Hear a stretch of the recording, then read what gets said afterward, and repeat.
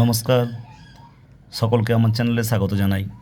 আজ আমরা রায়মার্টিন প্রশ্নবিচিত্রা দ্বিতীয় পর্যায়ক্রমিক মূল্যায়ন পরিবেশ বিষয়ে 13 নম্বর স্কুল প্রশ্ন উত্তর নিয়ে আলোচনা করব।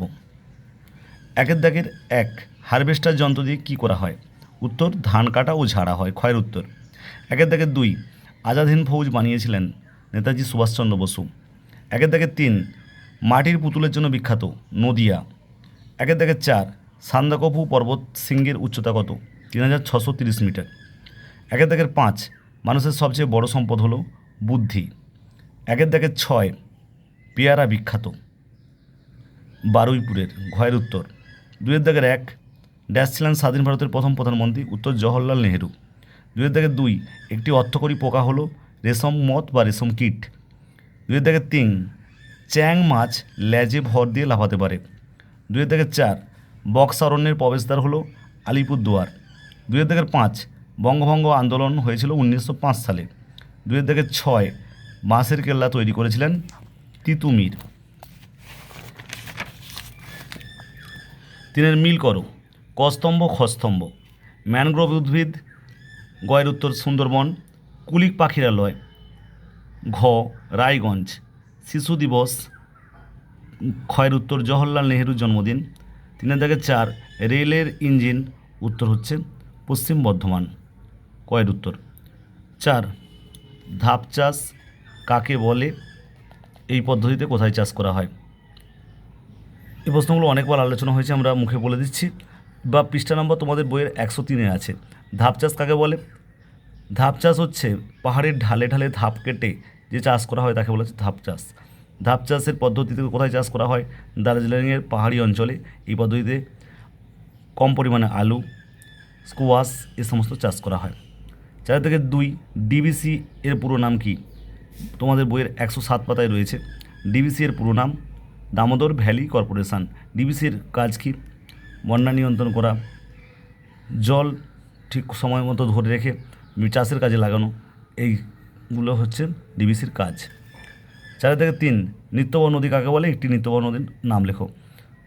টেক্সট বই 67 পৃষ্ঠায় রয়েছে নিত্যবহ নদী কাকে বলে। যে সমস্ত নদীগুলিতে সারা বছর জল থাকে, অর্থাৎ নদীগুলি বরফ গোলা জলে পুষ্ট, তাদের বলা হয় নিত্যবহ নদী। একটি নিত্যবহ নদীর নাম হলো গঙ্গা নদী বা তিস্তা নদী। 5-এর দাগ, সত্য বা মিথ্যা নির্বাচন করো। একটি লুপ্তপ্রায় মাছ হলো সরপুঁটি, এটা সত্য। 5-এর দাগে 2, দীঘাতে টেরাকোটার কাজ হয়, এটা মিথ্যা। 5-এর দাগে 3, পশ্চিমবঙ্গের রানীগঞ্জে কয়লা খনি আছে, সত্য। 5-এর দাগে 4, আমাদের দেশের 26শে জানুয়ারি দিনটি সাধারণতন্ত্র দিবস হিসাবে পালিত হয়, সত্য।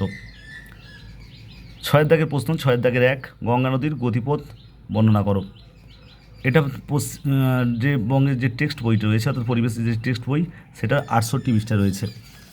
গঙ্গা নদীর গতিপথ। গঙ্গা নদী উত্তরাখণ্ডের গঙ্গোত্রী হিমবাহের গোমুখ গুহা থেকে উৎপন্ন হয়েছে। উত্তরপ্রদেশ ও বিহারের মধ্য দিয়ে এসে পশ্চিমবঙ্গে প্রবেশ করেছে। এরপর মুর্শিদাবাদের ধুলিয়ানের কাছে দুটো ভাগে ভাগ হয়ে গেছে। চওড়া যে শাখাটি তার নাম পদ্মা, বাংলাদেশে প্রবেশ করেছে। অন্য শাখাটি ভাগীরথী হুগলি নামে পশ্চিমবঙ্গের দক্ষিণে প্রবাহিত হয়ে বঙ্গোপসাগরে পড়েছে। খুব একটা গুরুত্বপূর্ণ প্রশ্ন, গঙ্গা নদীর গতিপথ।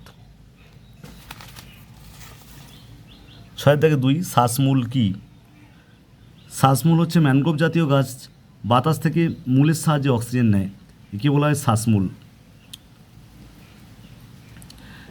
শ্বাসমূল দেখা যায় এমন একটি গাছের নাম লেখো। শ্বাসমূল দেখা যায় এমন একটি গাছের নাম হলো সুন্দরী গাছ। 6-এর দাগে 3, সবুজ বিপ্লব কাকে বলে? এটা তোমাদের বইয়ের 101 পাতায় রয়েছে।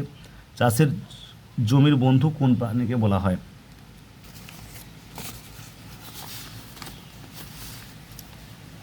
কৃষিক্ষেত্রে অত্যাধুনিক প্রযুক্তির ব্যবহার, যেমন সার, কীটনাশক, উন্নত মানের বীজ, সেচ ব্যবস্থা, উন্নতি প্রভৃতির ফলে শস্য উৎপাদন বহুগুণ বাড়িয়ে তোলা সম্ভব।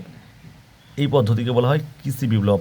এর ফলে ধান এবং গমের ব্যাপকভাবে উৎপাদন বৃদ্ধি পেয়েছিল। আর চাষের জমির বন্ধু বলা হয় কেঁচোকে, কারণ কেঁচো মাটিকে আলগা রাখে, এর ফলে শিকড় সহজেই মাটির মধ্যে প্রবেশ করতে পারে। বন্ধুরা, আজ তাহলে এই পর্যন্তই। যদি ভালো লাগে অবশ্যই কিন্তু চ্যানেলটাকে সাবস্ক্রাইব করো, আর বন্ধুদের মধ্যে বেশি বেশি করে শেয়ার করো, আর লাইক করতে কিন্তু ভুলো না। দেখা হচ্ছে নতুন কোনো ভিডিও নিয়ে। সকলে খুব ভালো থেকো। বেশি করে অভ্যাস করো। ধন্যবাদ।